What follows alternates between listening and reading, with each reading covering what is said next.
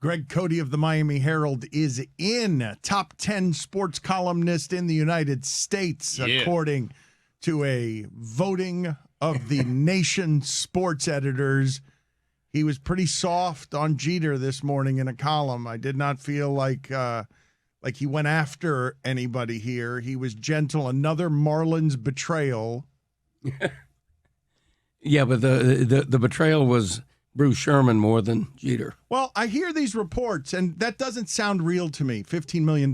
Jeter could pay that out of his own pocket if it was that important to him. Like, honestly, and I know that that's not the way he would do it. Right. But it smells wrong. Maybe he wanted that money spent on him. Maybe he wanted to raise. We'll talk to somebody who knows here at the end of this hour. Craig Mish is as embedded with the Marlins as anybody is. Billy, have you read anything in the report? I heard that $10 to $15 million was not so, not no, really I don't know issue. what. Little Billy Gill exclusive? That's what Yeah. I heard. Like it. When I read Joel Sherman in the New York Post, I'm like, oh wow, look, he's spinning it over there. Jeter's spinning it in New York. He's going to one of his guys, and that's the way he's spinning it. That it was, well, he just wants to win so much that he's got to go someplace else where they have money. And that the number doesn't sound right. Like $10 to $15 million. Like, what are you talking about? That's not.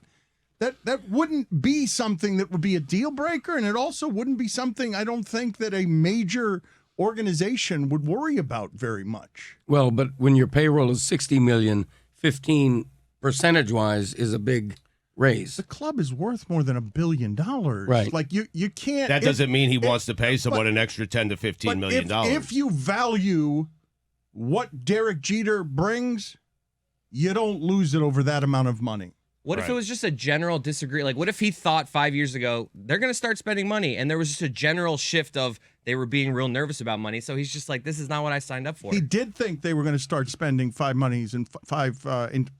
spending money in 5 years, but he thought he'd be making the money in 5 years, and he didn't. He had contract incentives based on how much money he made for the organization. It was his job to make that money. That's what he was here for. He was here to be the credibility lent to Sherman so that he would be the guy that would raise the money, save the franchise, not be David Sampson, not be Jeffrey Loria. So he got here. He realized what a lot of people have realized. The organization's kind of a joke. No one really cares, and he's out. And he's on to a different organization, presumably. He thought they would be a winning team by the end of his 5-year contract. Going into that, they aren't, and they aren't even close at this point. And he's watching the NL East spend big, particularly the Braves and the Mets.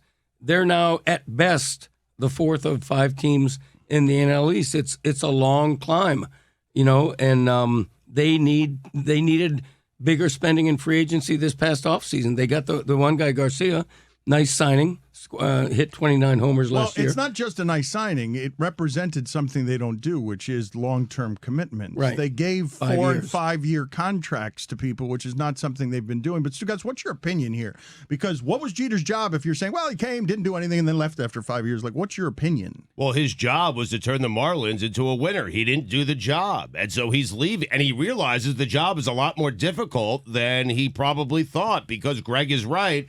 In the NL East, you have not 2 teams, 3 teams spending a ton of money, because the Phillies are doing it as well with Bryce Harper and other guys. And so Jeter, listen, he quit.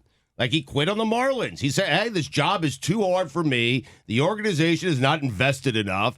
Their biggest investment is in me, and I want more, and they're not going to give it to me. So he's out. I mean, They failed on the field. There's no arguing that. But the organization is in a better place than it was 5 years ago. I don't know how much was Dembo, how much is Jeter. I don't know, the nuts and bolts of that. But I'm not going to say that this was a complete, like, the Marlins have not been an embarrassment the last 5 years. They've made good trades. To say that the Marlins' biggest investment is Derek Jeter is also not true. Like, they're paying people $12 million, $8 million, $5.5 million. They're paying people money. It just hasn't worked out. I got the impression that Stugotz thought that Jeter wanted that money for himself, is the impression that I got. We try to keep it moving.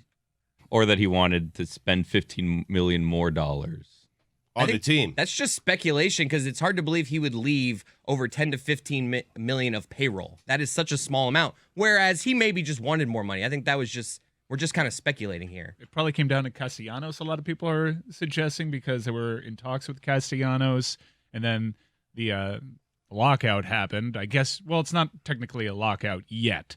But also, when you say, Dan, that he didn't make them money, you should mention that the pandemic happened, and that ate up half of the time he was here to make money. And they that did certainly make, impacted. And they did make the playoffs once. Which is That needs to be said. the third time in franchise history. It's a pretty big deal. In, That's in what a I mean. six- in a 60-game right. season. That's Come why on, I think that there man. are degrees to this, Dan. It doesn't need to be complete failure or complete success. The on-the-field product, it's not great. But there are some things that they did in this 5 years. That's why if David Sampson's going to start taking a victory lap, that's where I'm like, all right, listen, this was a lot better than when you guys were here. That's what I want the takeaway to be from this. This is not good, but this has been better the last 5 years than the previous regime. Wouldn't his victory lap be that he said this was going to happen? Yes. He His said that argument, this was going to happen. his argument is fucking ridiculous. I'm sorry for David Sampson, because his whole thing is, oh my God, Derek Jeter's as shitty at this job as I am, which is the dumbest flex I've ever heard in my entire life. I'm sorry. It's ridiculous. I think part of it too was he said that, he's got to recoup his investment and he'll peace out. He'll realize that the job is hard, and Derek Jeter just won't have the time for this because he's Derek Jeter, and why would he?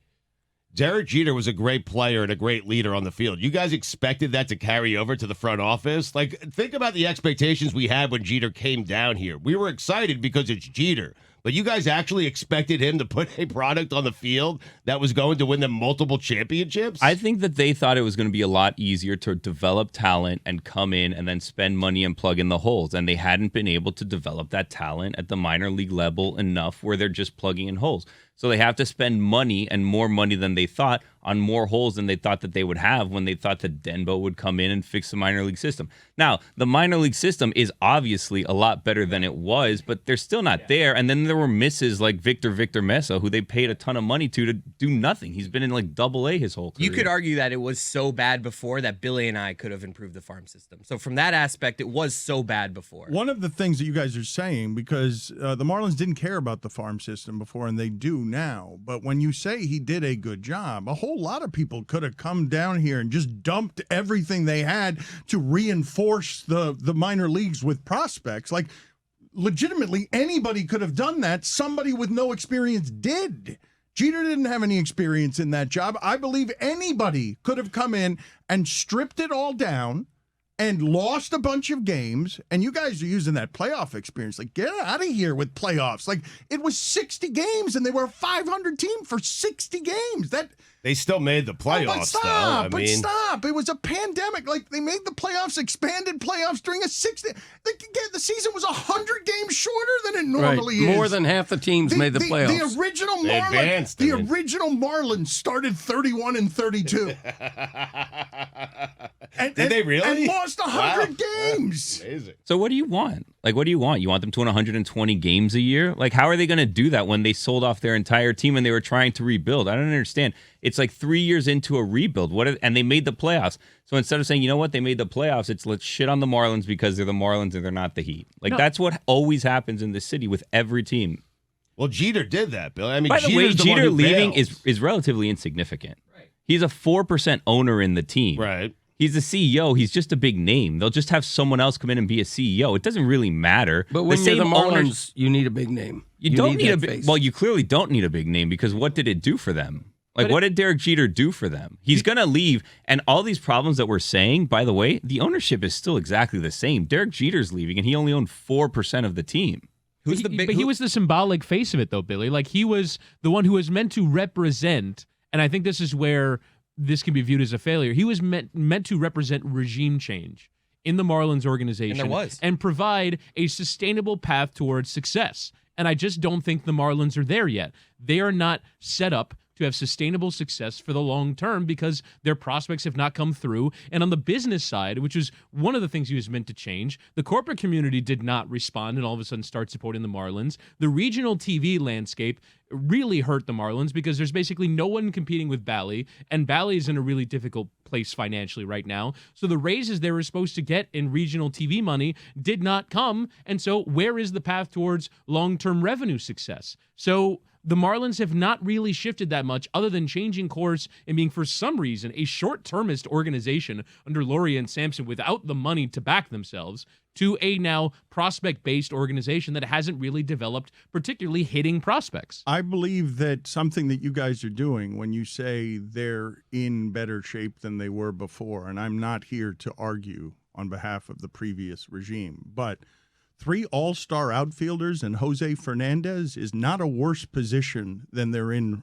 right now. Now, they did not win with 3 all-star outfielders and Jose Fernandez, but the organization was closer to winning when they had that than it is now. I think that's debatable with the pitching staff. The starting pitching that they have, if Sixto Sanchez is healthy and Sandy, I mean, the starting rotation was before. It's kind of flip-flopped. We had pitching and we had hitting then and no pitching. Now we have pitching and no hitting. I mean, it's kind of like if you were good on offense and now you're good on defense. Like, I don't think there's a big difference. They're terrible. They were terrible offensively, though. They don't have hitting prospects. Like Jazz Chisholm is a hitting prospect. Well, that's the I problem. mean, before when this regime took over, we had Brian Anderson in this entire organization. That was that was our prospect. But and the now problem is you have one. Jeter came here, now you have one. No, Correct. we have a bunch. No. We have Sixto. We have like 7 they've guys. got pitching. Pitching they've got. But they had nobody in like the prospects top 100 list when this team. Now they have like 9 guys in the top 100. There's 7 in the top 100 But currently. you guys don't agree with me when I say legitimately, with what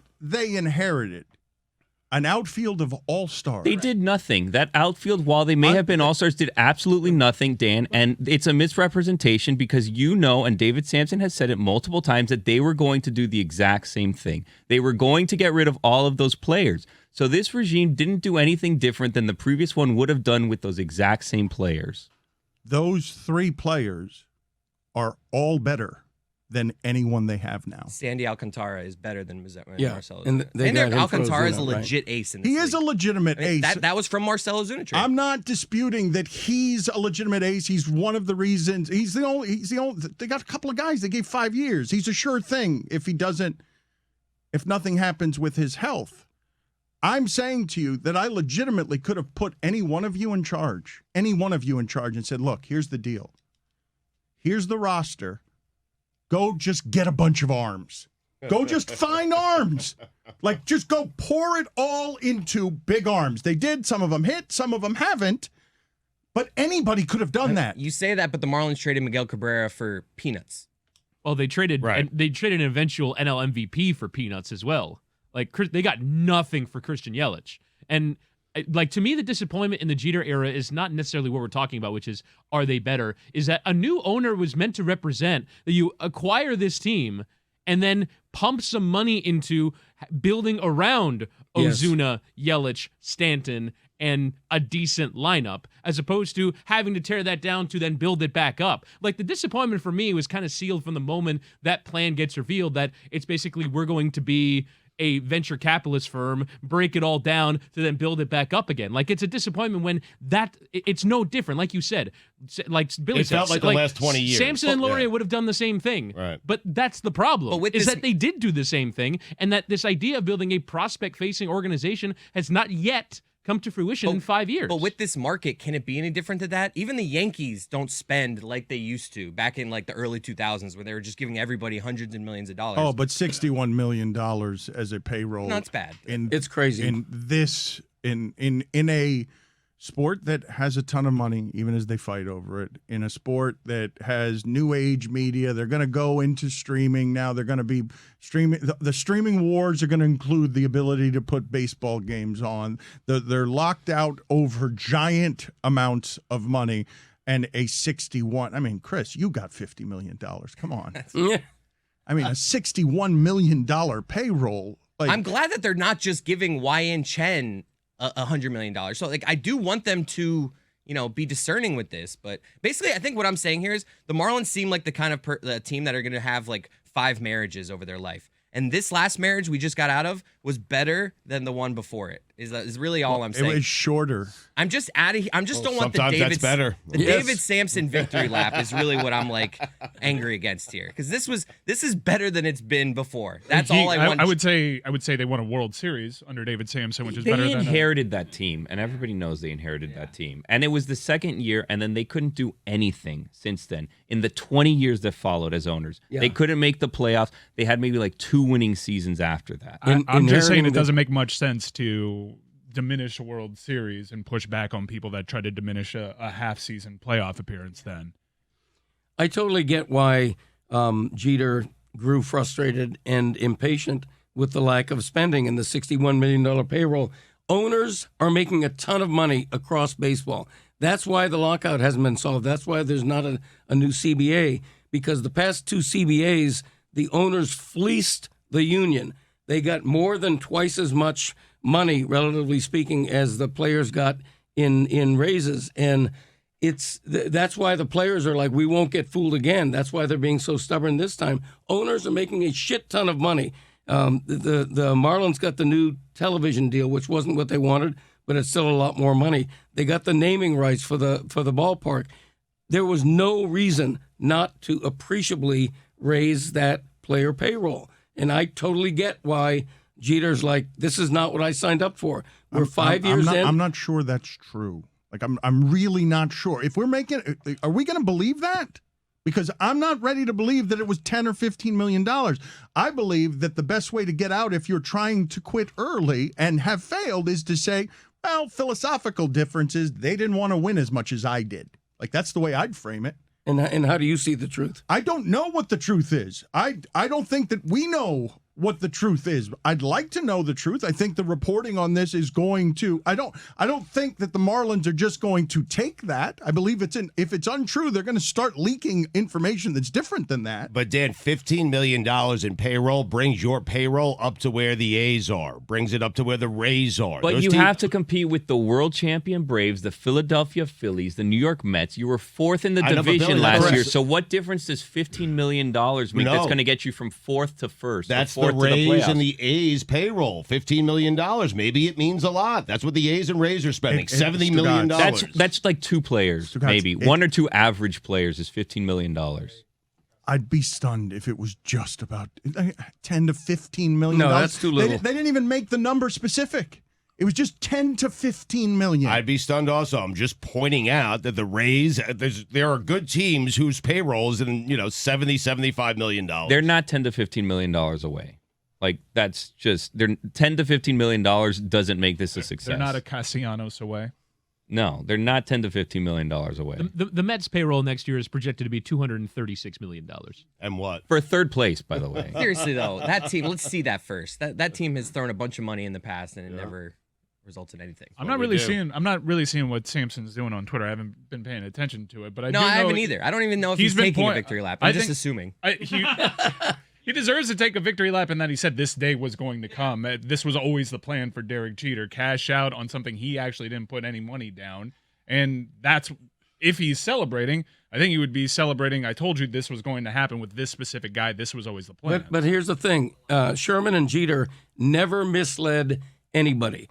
When he was introduced in October 2017, Jeter said directly, we're going to be making some very unpopular decisions for the long-term future of the franchise. It was zero surprise when they traded Stanton and those other guys. It was zero surprise, and he didn't even pretend that it wouldn't happen.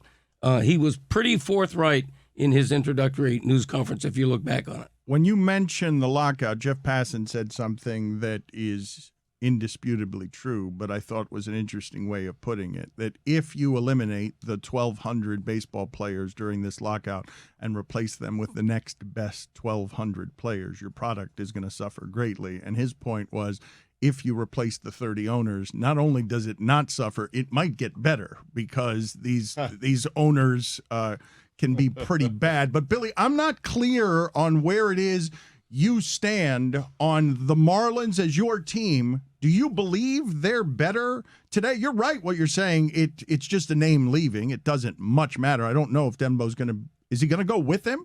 Is he leaving? Like, is he going to be able to stay here, Dembo? Dembo? Why not? Why wouldn't you be able to? I was just reading stuff that he's Jeter's guy and that he might like. What's he going to do? He's going to follow Jeter around his house and change his kids' diapers? It's not a bad job. It's not a bad job. Sampson did predict that Dembo's out. I did see that yesterday. I wait to see. There's a bunch of wait to sees, by the way. But like that, the organization was made in Derek Jeter's image. Like they got rid of the home run sculpture. They changed the color of the walls. They changed the look of the stadium. They put in all of these people that were ex-Yankees people. Like it is an organization in his image. And so this is going to be another regime change. And you also don't really know if the ownership that remains is terribly interested in owning the Marlins, or did they do it under the auspices of doing it with Derek Jeter?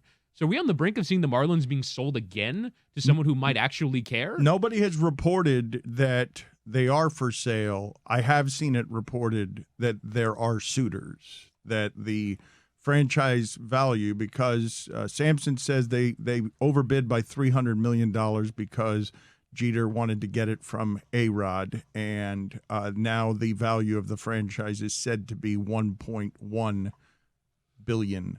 But how do you feel? Why would you sell the team at a loss? That doesn't make any sense. Like, why would they sell the team at a loss? Cut your losses is a financial term. I mean, don't the think pandemic they would was do. hard on a lot of people, and so some people might cut their losses. I don't, you can I build don't, it I don't back think they up, would though. do. I don't think they would do. Like Sportico is valuing the team at $1.1 billion, but like usually those valuations come under. So they could probably still sell the team at a profit. Your value is what one person This is guy willing was a to pay for it. 4% owner. Like, I really don't think that this is the end of the world, like everyone else is making it out to be. I don't think it's a big story. And if there's, I mean, it's a big story because he's a name and Because he's because he Derek was Jeter, brought but in. in as terms of like how it affects, I'm with you. I don't think this matters much. Is it just we're so used to paying with like Marlins and Dolphins? It's just like, all right, another hurt. It's an organizational clear out. Like again, this is Derek Jeter's organization.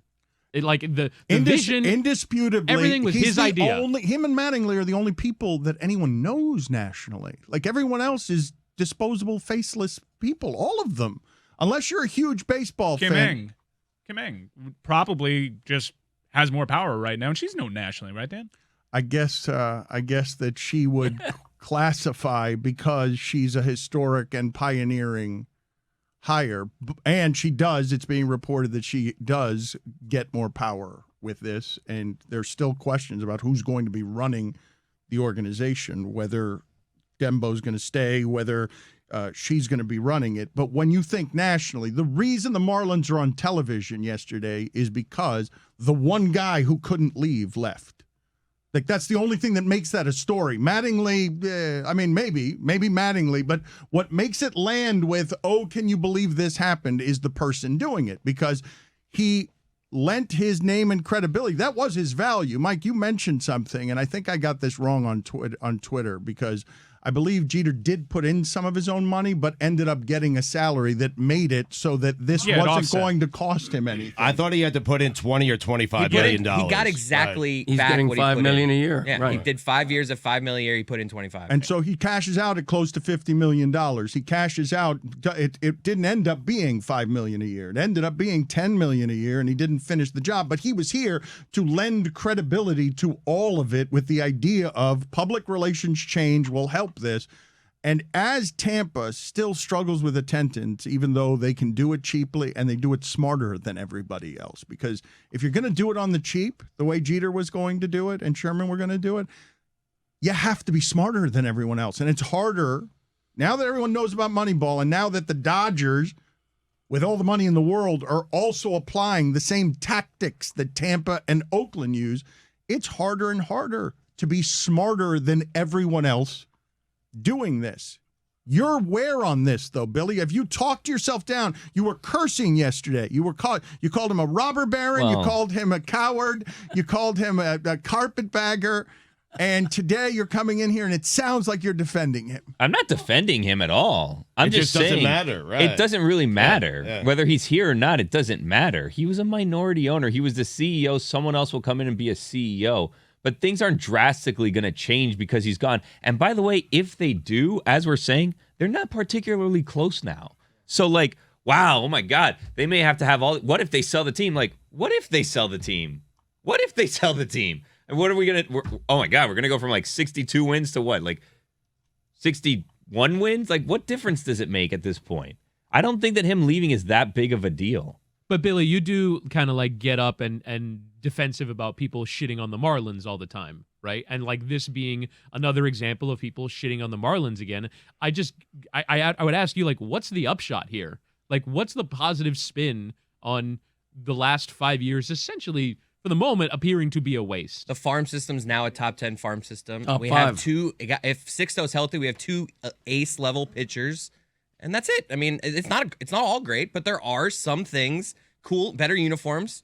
You know, they need to get rid of the announcers that sound the same. That's one negative. Let's go back. Let's rewind. Well, they got rid of one of them. There you go. did. Good They work did, by him yeah. before he left. I think Tommy Hutton might be coming back. Yes. Wow. Jeter's last good thing. Why wasn't Dave Van Horn? We invited him on the show, the Hall of DVH. Famer, DVH, Yeah. but I don't know. Up and away. He retired. If I go back and tell you guys, I'm going to do this because we lived it.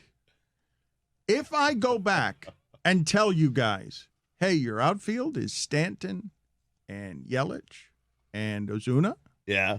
and in 5 years, what you're going to have to show after 5 years of not a lot of hope is Sandy and what? A top 5 farm system Okay. and a playoff appearance. Okay. not bad. Okay, well, the playoff appearance, I have to stop you guys on that, okay? Playoffs are playoffs, Dan. All right. Yeah. But I know. If they I know, didn't make the I know. playoffs, you'd probably be holding that against them. Didn't make the playoffs in 5 years, but you Right. can't say that right now, can you? no, I cannot say that. Would you have taken it is my question. If I'd gone 5 years ago and told you you're going to lose your outfield, I'm going to tell you all of it. There's going to be a worldwide pandemic. There's going to be a 60-game season. You're going to get into the playoffs. I would not have taken a worldwide Yeah, so pandemic. the option is I mean. like hundreds of thousands of people dying, or we get to keep I'm our just outfield. telling like, you it's I'll happened. lose the outfield. I'm telling yeah. you in the hypothetical. Understand. I would say that is progression. I would say, yeah, that's better. We made the playoffs. Our farm system's better. Yeah, this is it's improved. It's I not. liked it better the first way you said it, the FAR system. And speaking of the FAR system, Keith Law of The Athletic rated the Marlins the 14th best That's prospect one system. ranking. Keith Law. Please. I mean, MLBpipeline.com rates them in the top 5. There we are. There you go. I All right, like that. pipeline. Big pipeline. If there's- Competing lists. Whoa. I'll take a .com over a law any day of the week. Let's do the average, top 10. The point is, Jeter wanted it both. He wanted the improved farm system, and he wanted more spending, and he got half of it from Bruce Sherman. It's not that complicated. You know, they've had the 4th worst record in baseball in the 4 years that he led the team. That's not all on him. We will ask some of these questions of Craig Mish here in about 5 minutes. Do you think anyone actually, like anyone that follows the team or the sports in general, actually thought Derek Jeter is going to come in and fix everything with no experience? Yankee fans. Yeah. Delusional Yankee fans, yes. I thought Gary Dembo was. When that was the guy, he built up the Yankees farm system. That was the guy that he was bringing him, so that's what gave me hope. But I don't know, man. Jeter. Still good looking. Excellent analysis from you. I want to get into this doctor visit between you and your father yesterday. I'm sure there are some stories there. Wrong doctor visit. But the Miami Heat last night swamped Stugotz's MVP, DeMar DeRozan, and the Chicago Bulls. They're now 20 games over 500. That's something they weren't they haven't been since LeBron's last year here. Incidentally, I did just want to read real quick something funny that LeBron wrote a year ago, but then subsequently and smartly deleted.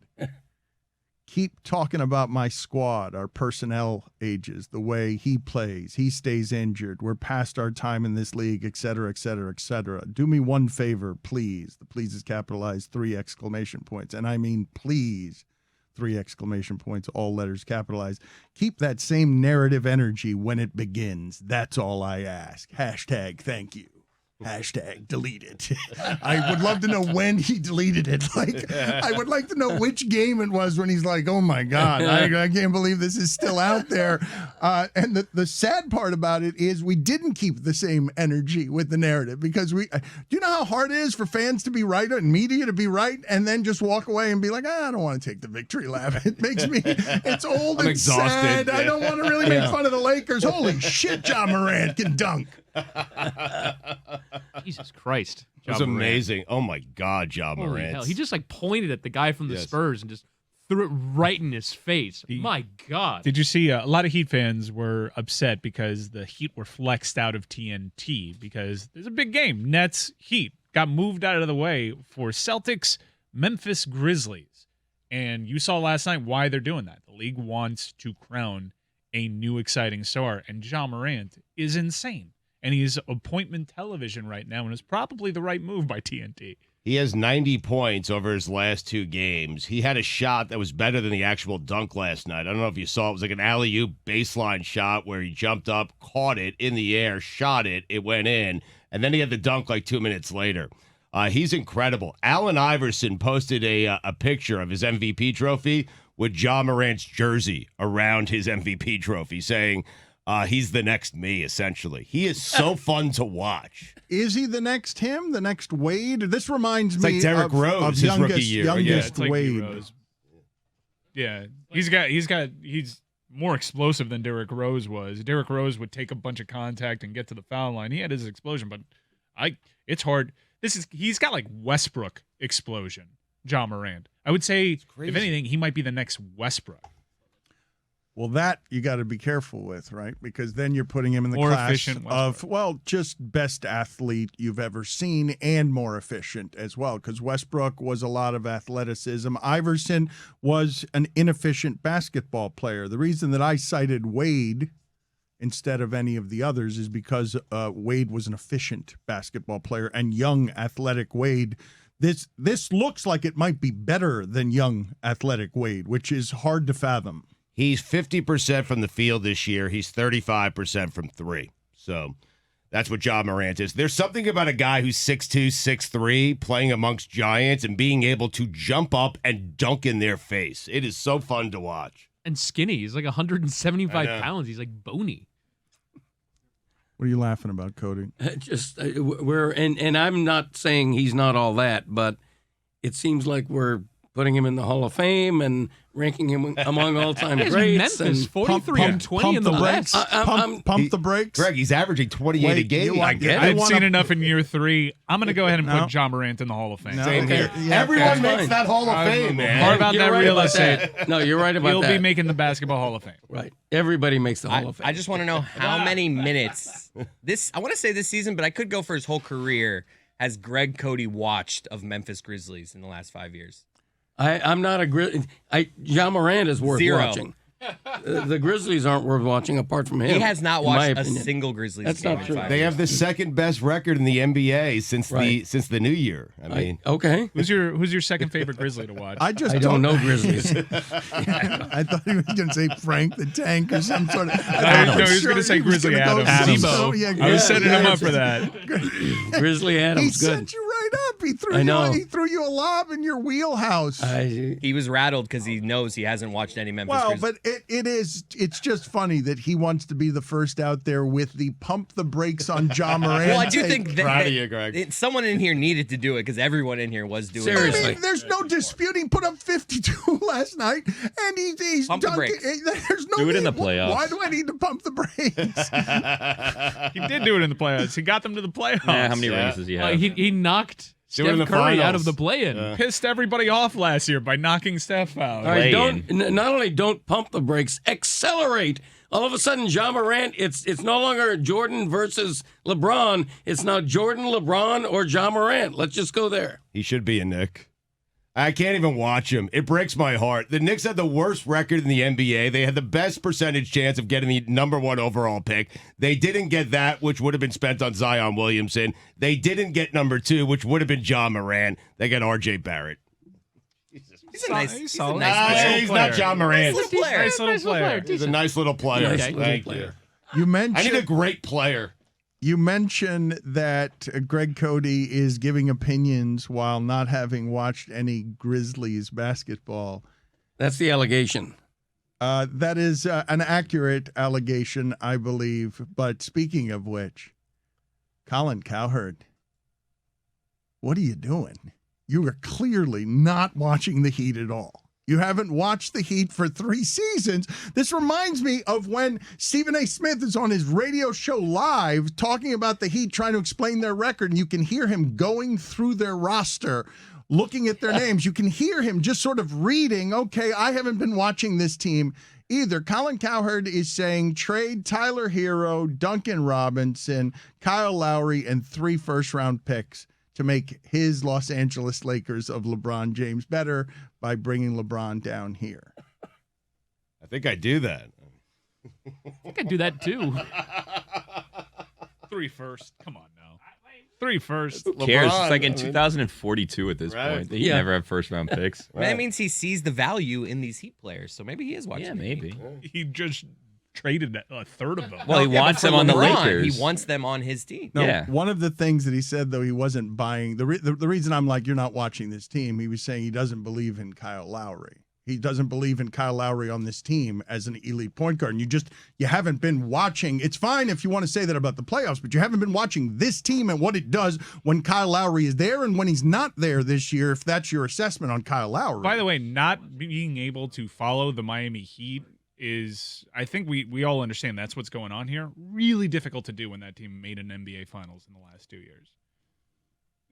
How do people still not know jack shit about the Miami Heat when the core is essentially the same that made it to the NBA Finals? I think part of what they suffer from, and it's what I began to talk about yesterday when I was talking about Embiid and James Harden and that team being scary offensively, is in that sport, look at what we just did with the Memphis Grizzlies because they've got one of those guys.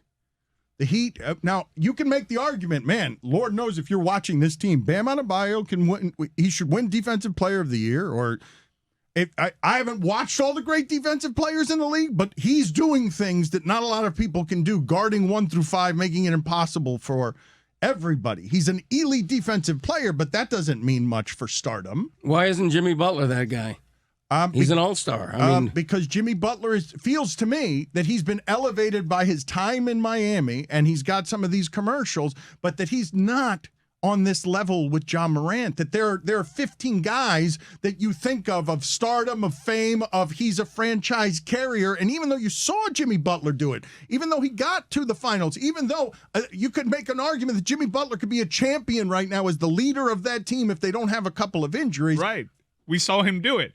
So I don't know why we're projecting that narrative that he's not one of those. We saw him be one of those guys. We saw him go toe-to-toe in one of the great 1v1 face-offs in NBA Finals history. We've seen him do it. It's the same as Dan dismissing the Marlins, though. It's like that was in the bubble. People kind of dismiss that playoffs Get the it, way. but Jimmy, They do. Okay, but this is not a Miami Heat question, and I'm not even attaching the culture shit to it. Jimmy Butler's had a hell of a career. He's been an incredible player, and that was his crowning achievement in a long, storied Hall of Fame career. I don't understand what we're doing with him. I talked to a bunch of people around the league like, am I stupid? Because I was made to feel stupid because 6 days ago we were laughing at pudgy James Harden saying, man, even though that wasn't an actual trade, Tyler Hero for James Harden in retrospect, good job Heat keeping him. And then 6 days later and 60 free throws later, we're talking about James Harden like he's better than Jimmy Butler. Nobody took James Harden over Jimmy Butler.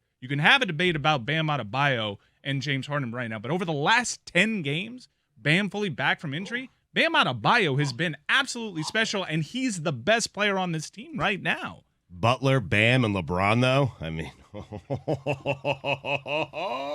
that's a title. I'm encouraged by Bam's offensive game, the touch around the rim, the aggressiveness. Turn to corner? We need to see it. We need to see it in the playoffs, though, because Budenholzer's one adjustment, a coach that is infamous for not making any adjustments, was like, we're going to make that guy shoot.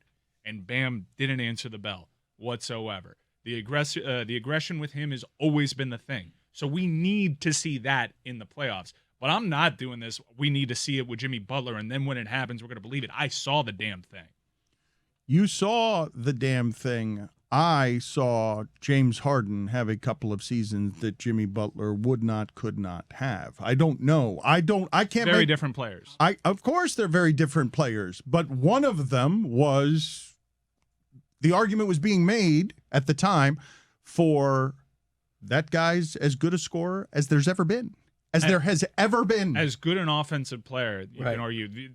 When James Harden was on his MVP kick and putting up insane numbers, people were saying, is this the greatest offensive guard we've seen? And that includes Michael Jordan in terms of just offensive weapon, offensive arsenal. Has he done that in the playoffs, though? Hasn't he kind of been a guy that in the regular season he is that? He's a guy that tires out because when I said they're very different players, Jimmy Butler and James Harden when he's at his absolute apex in Houston, is a usage monster. They can't Most ever. Yeah. He gets a usage rate unlike anyone in the history of the league. Jimmy Butler more falls in line with the identity of a team, makes you trust him to make the right play. And James Harden, when he was doing it for Houston before Westbrook got there, was the only guy, well, Chris Paul too, but they trusted him to make all the plays too. It was a hugely underrated part of his game. We're talking about 2 top 75 NBA players. James Harden is one, Jimmy Butler isn't one, but they're incredible players. They're just stark differences, not just offensively, but obviously defensively. If you guys have read some of the reporting around Ben Simmons about the Philadelphia locker room, one of the things that was happening in there, according to reports, is that Ben Simmons, and this part it's fascinating to me, professional athletes, the locker room environment, they're not like friends all the time when they get older. They're professionals coming to work a lot of times. And Jimmy Butler, as an old, covered in barbed wire, steely personality, didn't have time for whatever Karl Anthony Towns and Andrew Wiggins were doing in Minnesota. Then he gets to Philadelphia, and the reports were that Simmons was somebody who was loud and gregarious all the time in the locker room when Embiid wasn't there. And when Embiid would walk in, Ben Simmons would just hand the alpha over to him in the locker room. And then when Jimmy Butler got there, Ben Simmons was on the outside. It became Jimmy Butler and Joel Embiid for however it is the dynamics of an office workplace work, where an asshole is coming in. Jimmy Butler, professional asshole. Look, I am I'm right. I mean, I mean it as a compliment. I mean the guy who wants it so badly that other guys can't keep up on how badly he wants it. And every once in a while, when that's the case, Michael Jordan punches teammate Steve Kerr in the face. Jimmy Butler wanted it more than Ben Simmons. I'm just saying the reporting of it was that was the office dynamics. If you think of, I know that people don't look at this, but you come into, I don't know what you guys imagine a locker room is relationship-wise, but very often it's coworkers, professionals with vastly different lives showing up and doing something together every day. It's not, it's not all, nightclubs with your buddies, cards on the plane type of stuff. And when you talk about inter-office work dynamics, I do wonder. I just found the reporting on that to be interesting, that in that locker room, Ben Simmons, people were noticing that there was a shrinking from the other guys. And it's what Jimmy Butler did with – man, when do you see guys in the league emasculated the way the Timberwolves were? Where Andrew Wiggins got to Golden State, we all thought he couldn't play because we're like, you're soft. Right. You can't handle whatever it is that the fire that Jimmy Butler is blowing in your face. Jimmy Butler is more, he does want it more than you do. Yes, you say that, but that's what the perception was. I love that Jimmy Butler has turned into this, because 3 or 4 years ago, Stan Van Gundy said if he's your best player, you ain't making it to the finals. Like, I love what we're doing with Jimmy Butler now. But he's earned it, Dan. He's played great. The last 2 years, even in the regular season, and I know it was a playoff bubble, but the last 2 years, Jimmy Butler has been consistent, and he's been great. Let's get some facts here on this Marlins case. We went to the longtime Miami Herald columnist, Greg Cote. He hadn't watched any Memphis Grizzlies basketball and didn't have anything for us. That's a false rumor. I have watched the Grizzlies. Yeah. I should say I've watched Ja Morant, but they're not a franchise that interests me. Sue me. I'm supposed to be a Memphis Grizzlies fan. He's a top 10 columnist, Dan. I'm going to lawyer up now. You're supposed to watch every team every night, Greg. I'm going to sue him. It's Go going to ahead. be LeBatard versus Cote. Yes. How about just one of the teams one of the nights, though? Craig Mish next.